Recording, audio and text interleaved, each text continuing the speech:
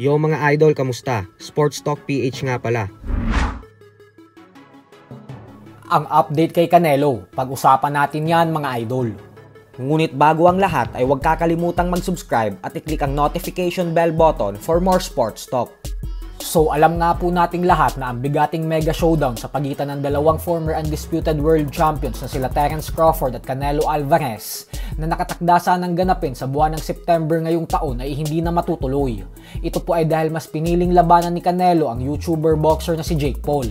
At sa kakalabas lang po na balita ng ESPN kanina, ay atin pong napag-alaman na fina-finalize na ang bakbakang Canelo vs Paul para sa buwan ng Mayo, kung saan mismo si Canelo ang aakyat ng 200-pound cruiserweight division para kay Jake Paul.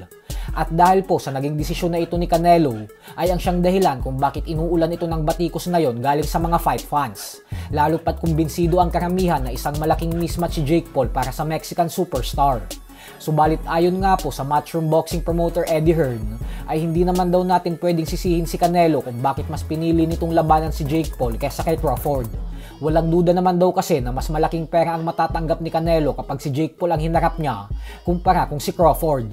Sa katunayan umano ay madali lang naman daw makipagnegosasyon kay Canelo basta ilatag lang daw dito ang garantiyang milyones na matatanggap niya. At kapag nagustuhan daw nito ang alok sa kanya, ay agad naman daw itong papayag. At yan umano ang dahilan kung bakit kahit hindi pa isang ganap na world-class fighter si Jake Paul, ay binigyan na agad ito ni Canelo ng pagkakataon na makasagupa siya sa ibabaw ng lona. Aminin man kasi natin at sa hindi, ay kahit isang top pound for pound fighter na si Crawford ay kulang talaga ito sa karisma sa mga fans. Dahilan kung bakit madalas ay nalulugi ang mga promoter sa tuwing hinahawakan nito ang mga laban niya. Habang si Jake Paul naman ay laging putok sa masa ang mga laban nito at bentang-benta talaga sa mga pay-per-view buys. Kaya naman kung usapang praktikalan lang, ay mas maayos talaga para sa posisyon ni Canelo na labanan na lang si Jake Paul. Sa kabilang banda naman mga idol ay naganap na nga po ang official and final weigh-in para sa bigating laban ng ating pambato na si King Arthur Villanueva kontra sa Mexican knockout artist and world-rated fighter na si Bryan Mercado.